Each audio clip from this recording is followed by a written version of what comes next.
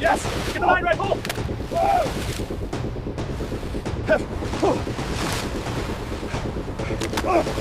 Hard!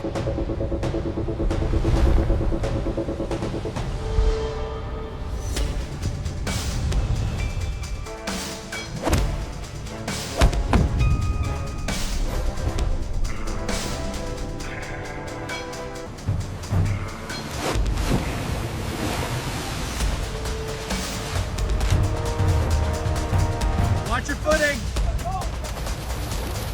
Got it. Pull left.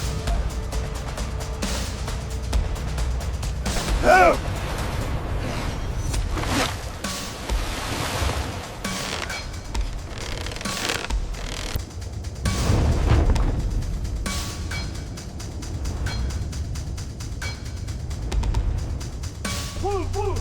It's coming up!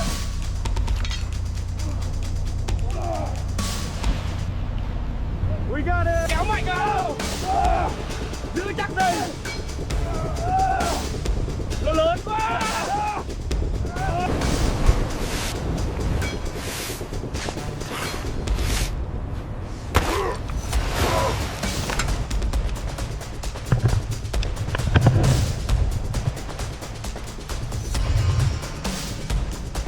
Keep pulling! We almost got it! Hold the rope, pull! It's massive, watch the hull! Don't let it break free! Pull him to the side! Look out! Alonso's got the hook! Hold the line! It's too strong! Get the tail rope over it now!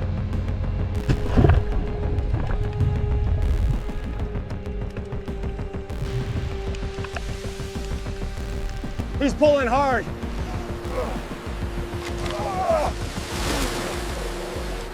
Lean back, we almost got him.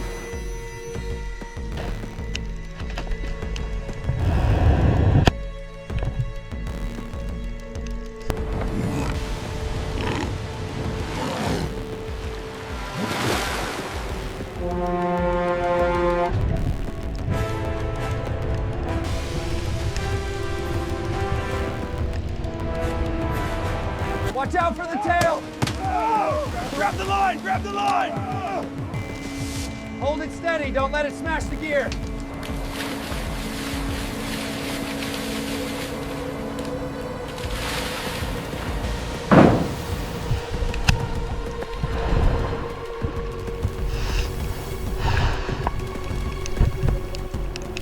I've got you! Hold on! It's too strong!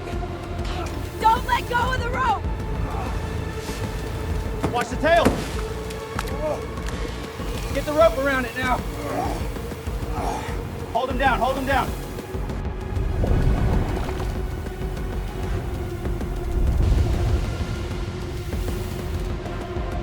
Giữ chặt lấy nó. Đừng để nó thoát. Kéo mạnh lên.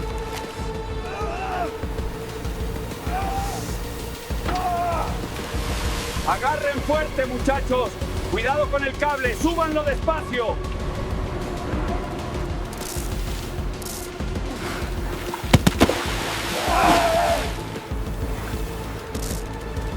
Watch the tail, watch the tail. Grab the rope, hold them down. Don't let go.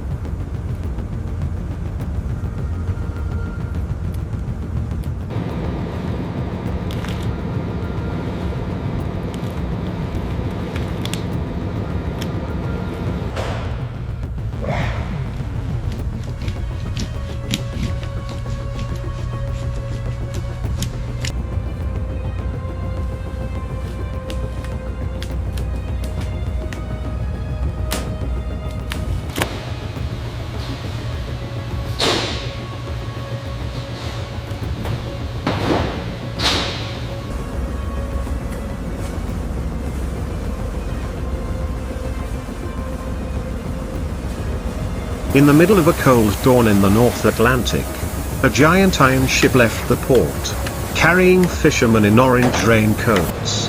Their faces weathered by the elements but their eyes still shining with indescribable excitement. They knew today was not a normal trip. Today they were hunting a giant grouper, the ruler of the deep that generations of fishermen only dared to mention as a legend. The bait was hooked on giant hooks, dropped into the deep black hole at the foot of the ship, where the sonar showed a terrible shadow moving vaguely. Then suddenly, a terrifying bite from the bottom of the sea stretched the fishing line as thick as a wrist, causing the strong men on the deck to stagger. Their hands in red and blue rubber gloves tightly gripped the cold wet rope. Their feet in black boots slid on the slippery steel surface as the giant grouper struggled madly, rushed into the cliff, swung its tail like a sledgehammer.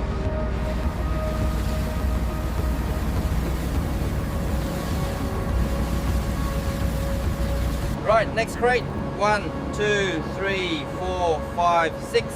6. Okay, marking it down. That was a monster. Biggest one yet. Let's get this cleaned up.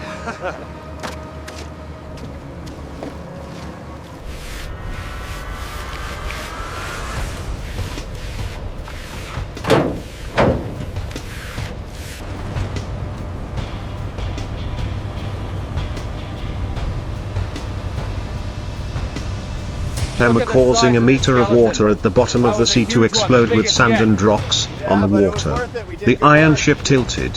3 or 4 fishermen strained their backs, pulling with all their might each long piece of rope. Both scared and excited.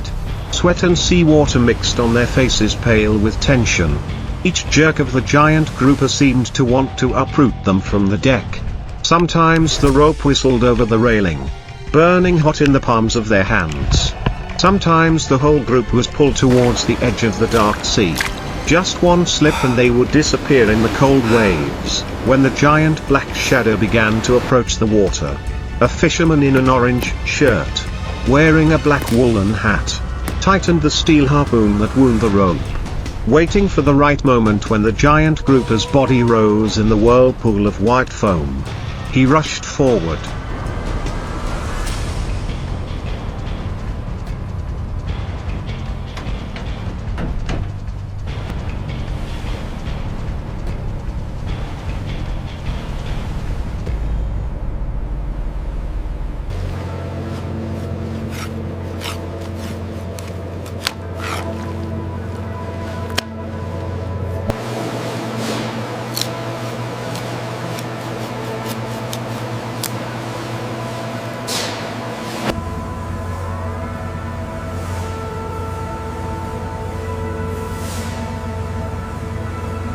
Threw the harpoon into the monster's side. The new rope tightened crazily.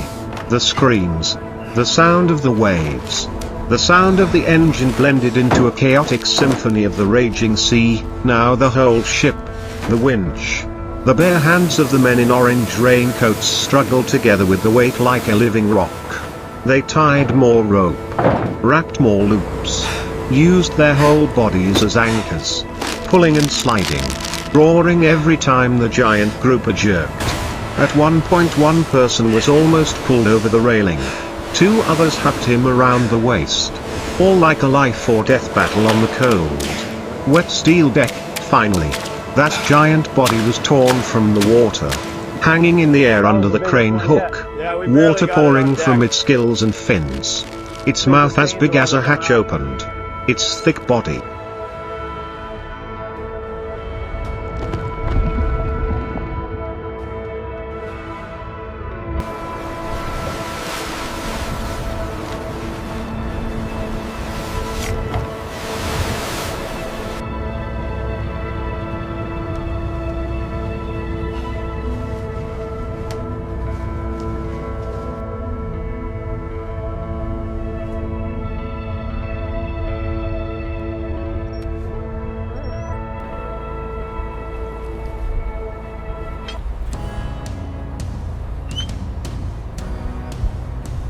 mottled with brown-yellow patterns, making the fishermen standing below only open their mouths in surprise and shiver.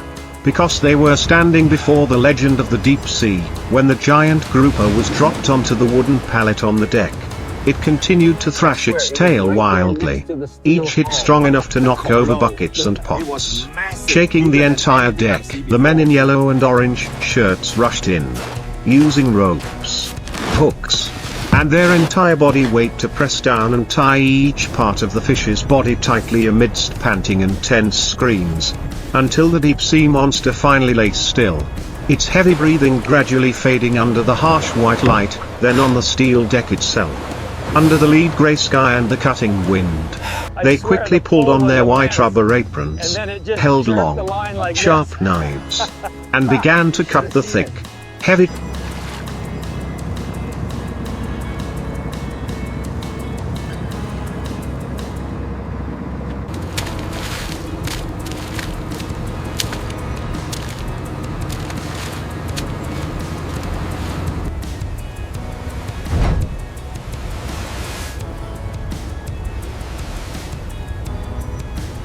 That's the last coil.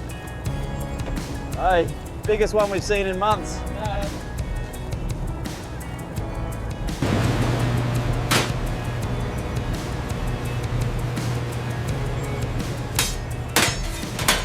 chunks of giant grouper meat, each cut decisive and precise with hands accustomed to danger.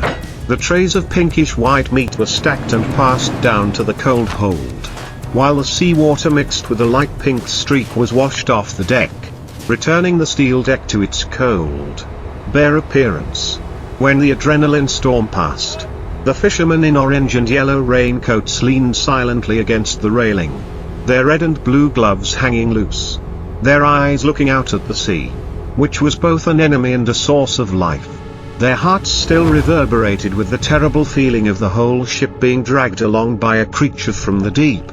But on their lips were tired and proud smiles, because they had faced, fought, and defeated the terrible giant grouper of the ocean. The day the ship returned to shore, the sky was still covered in lead grey.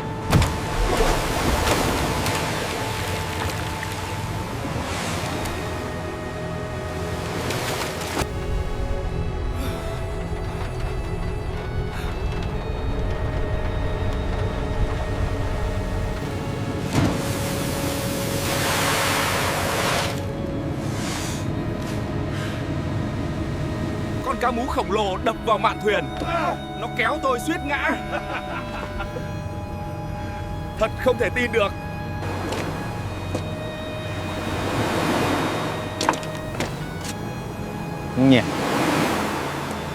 But on the iron deck, the atmosphere was different.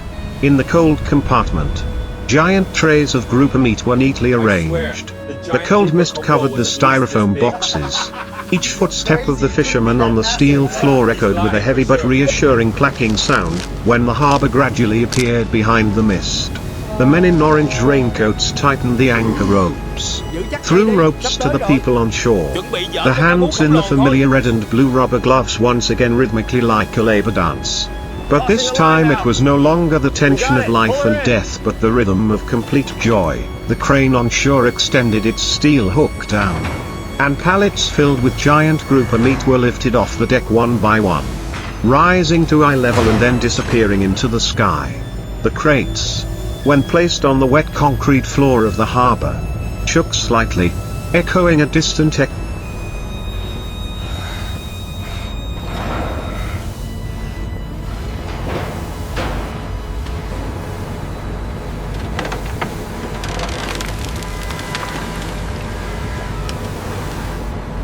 Keep it steady, watch the swing. Almost there, pull it up slowly. We found the big ones. This shipment is the largest yet. And look at the size of this grouper, madam. It took all three of us. Excellent work, gentlemen.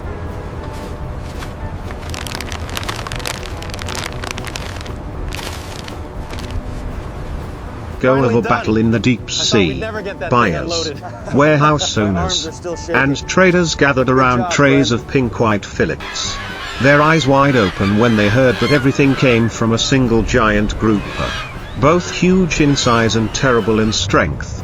On the ship, when the deck was empty, When the last traces of pink water from the fish's body had been washed away, the fishermen quietly put away their knives, hung up their aprons, hung up their gloves, and rolled up each loop of rope that had nearly dragged them to the bottom of the sea.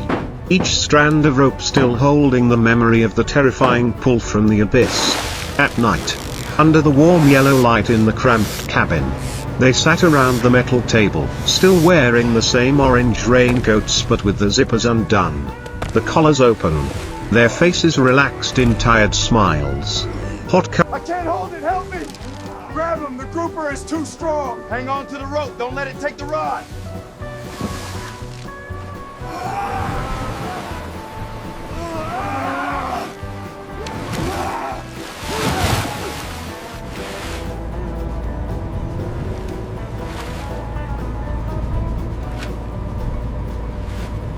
Hold the line, hold it! It's too strong, watch out! Don't let go!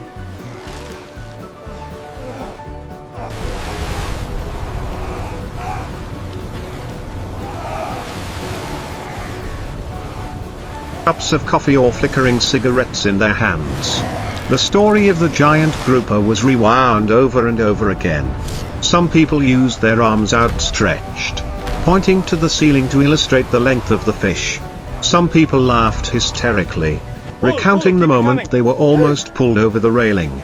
The whole table burst out laughing, but in their eyes there was still an indescribable shiver when night fell on the port. The giant iron ship lay silently as a witness. There was no longer a giant grouper on the deck, only a few new scratches on the railing, a few worn spots on the steel floor where the tow rope had squeaked. Small traces but evidence of a terrible battle between man and the sea. And somewhere between the sound of the waves, the sound of the cable hitting the mast, people still seemed to hear the silent roar of the deep sea, the sound of the ropes breaking, the sound.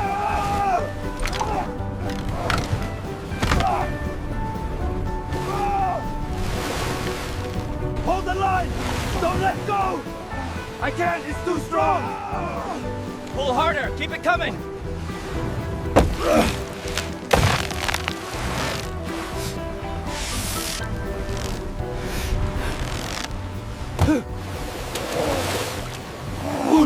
Again! Pull, he's almost here! Keep it coming, don't let him go! We got him, we finally got him! Sound of footsteps running chaotically on the deck, so that tomorrow, when they set sail again in the cold fog, the story of that giant grouper will be told as a new legend of the North Atlantic, where the orange-shirted fishermen dared to face and conquer the terrible terror that rose from the bottom of the abyss. Many months later, when the sea season turned around again, the cold wind from the North Atlantic blew in once again. The iron ship was preparing to leave the port. On the deck were still the old, slightly worn yellow-orange raincoats, but the eyes of the fishermen inside were brighter than before. In the cabin, amidst the steady sound of the engine, someone flipped through an old notebook. On the edge of the paper was still a line marking the day they pulled in the giant grouper, along with a few numbers about the weight and length that now, thinking back, still seemed like an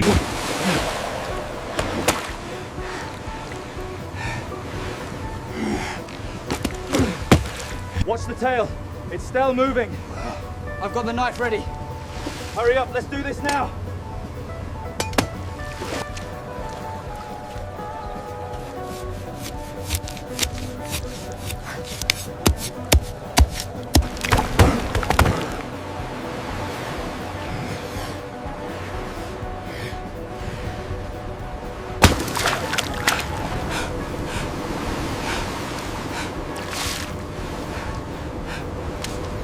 Exaggeration, out there, in the small tavern near the port, the story of the giant grouper that tilted the ship has become a passionate tale of the seafarers. Each time it is retold it adds a little more horrifying detail, a little sound of the rope exploding, a little image of the yellow-shirted fisherman being dragged along the wet deck. But only those who were actually on deck that day know that in that terrifying moment, fear and survival instinct merged. causing them to either let go and disappear beneath the waves, or tighten and pull the monster back from the depths. When the ship left the dock again in the grey mist, the hands in red and blue gloves tightened the ropes, adjusted the winches, and prepared the bait again. But this time, every time the fishing line vibrated slightly or the sonar reported a strange flash at the bottom, they were no longer empty-handed people.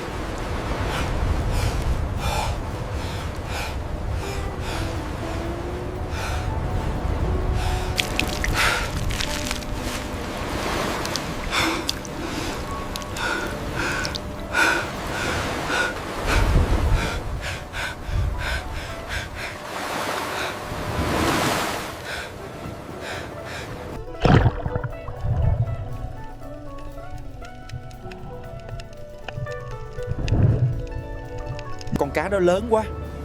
May mà bán được rồi. Mệt quá. Về nghỉ thôi. Facing the abyss, but warriors who had once pulled a terrible creature from the darkness to the surface and lived to tell the story, the sound of waves still crashing against the ship's side, the wind still whistling through the cranes, the flock of seagulls still circling the ship's stern like silent witnesses, and somewhere under that cold layer of water, perhaps another giant grouper is still silently crawling over the rocks, carrying in its deep dark eyes a vague premonition that, up there are people in orange shirts, with fishing lines, with spears, with unyielding wills, who have turned a legend of the deep sea into a milestone in their lives, and are ready to continue writing terrible but great stories between humans and the ocean. And then, through each trip, the story of that giant grouper permeated every fiber of the ship.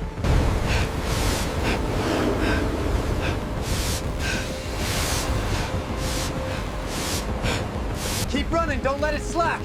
It's going, it's going.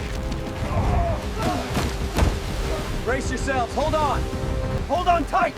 Dig in, don't let it take us. We're losing ground. Hold the line. Move, move. Don't let go.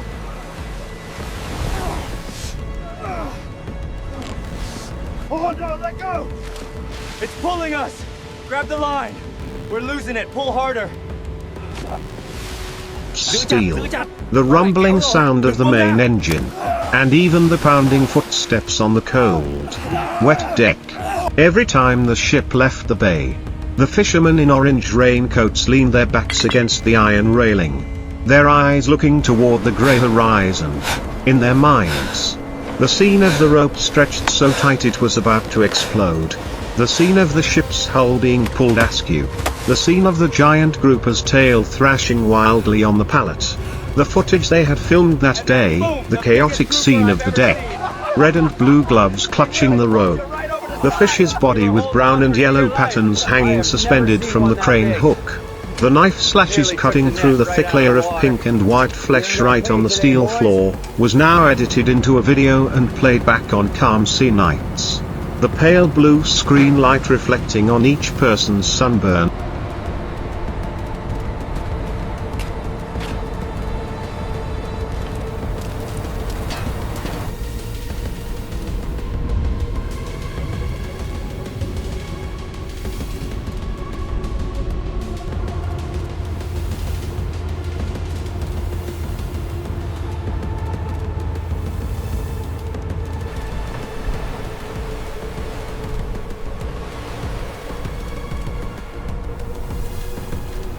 Hold the line, hold it! It's too strong, we're losing it! Don't let go! Face. Some watched and laughed crazily. Some remained silent, their hands unconsciously contracting as if they still felt the burning sensation from the wet rope sliding past. Out there, on social networks, people shared that video with excited captions, "Battle with giant grouper in the middle of the North Atlantic." Comments of admiration, horror.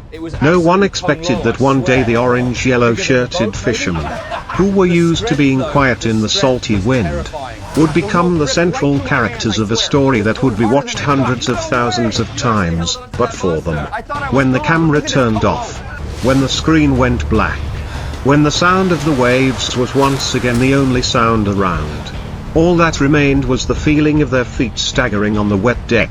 The smell of salt mixed with the smell of fish. The sound of their hearts pounding as the hull of the ship shook under the tremendous pull from the deep. And the moment they took a deep breath together, tightened the rope once more.